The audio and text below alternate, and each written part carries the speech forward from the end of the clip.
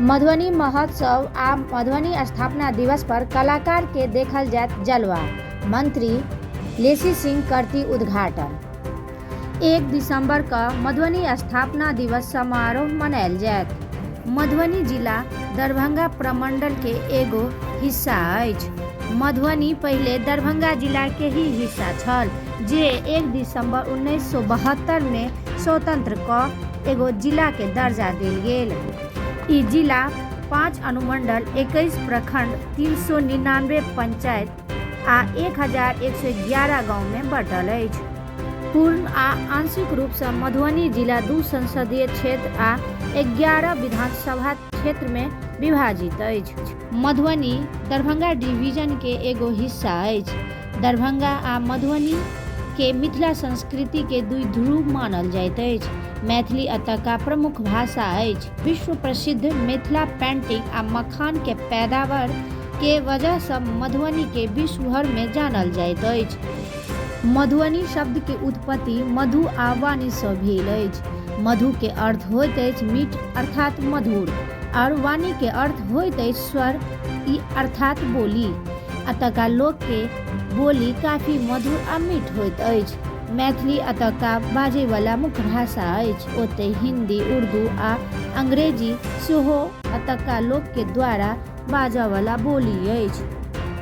ई स्थान समुद्र तल से 56 मीटर के ऊंचाई पर अवस्थित अछि।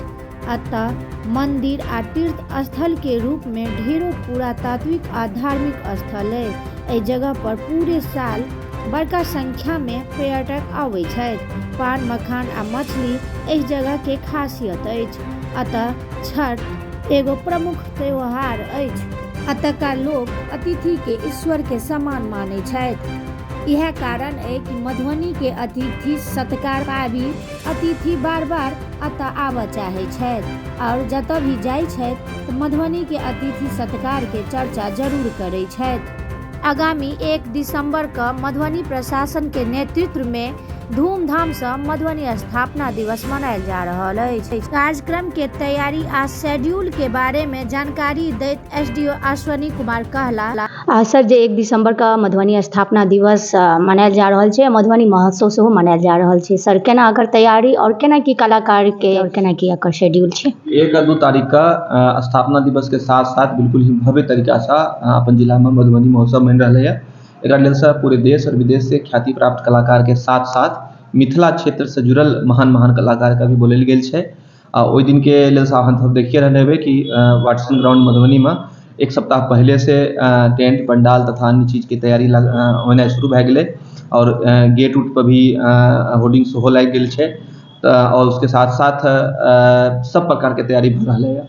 ओहि दिन के प्रोग्राम में मुख्य रूप से कि सुबह 7 बजे जिला पदाधिकारी महोदय द्वारा जागरूकता रैली के शुभारंभ झंडा दिखाई के विदा करल जेतै।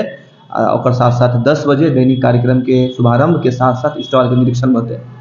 शाम में मुख्य कार्यक्रम के उद्घाटन होते शाम 5 बजे, जेकरा लेल से हमें सब प्रभारी मंत्री माननीय श्रीमती लेसी सिंह का आमंत्रित के लिए मैडम मैथिली और उनका हाथ के माध्यम से, तथा जिला के अन्य सारे माननीय प्रतिनिधि के साथ साथ बिहार सरकार के माननीय मंत्रीगण भी उपस्थित रहते हैं। और बिल्कुल ग्रांड तरीका से होते अहाँ सबके माध्यम से पूरे मिथिलावासी, पूरे मधुबनीवासी तथा पूरे क्षेत्रवासी का हमें व्यक्तिगत रूप से रिक्वेस्ट करे छिए कि अहाँ सब आऊ और शाम 5 बजे से 1 और 2 दोनों तारीख के इस महान कार्यक्रम के लुत्फ उठाऊ। सर, मधुबनी महोत्सव छै तो मधुबनी के सेहो कलाकार या कोनो एहन शेड्यूल छै कलाकार के बच्चा सबके या मिथिला पेंटिंग खेल? ओहि लेल से मिथिला पेंटिंग इत्यादि के प्रतियोगिता दिन में आयोजित भल छै, जाहिमे कि थीम इलेक्शन तथा अन्य प्रकार के रहते।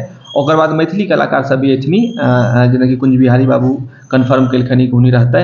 अन्य सब मैथिली कलाकार सब कन्फर्म केलखनी हुनी रहते।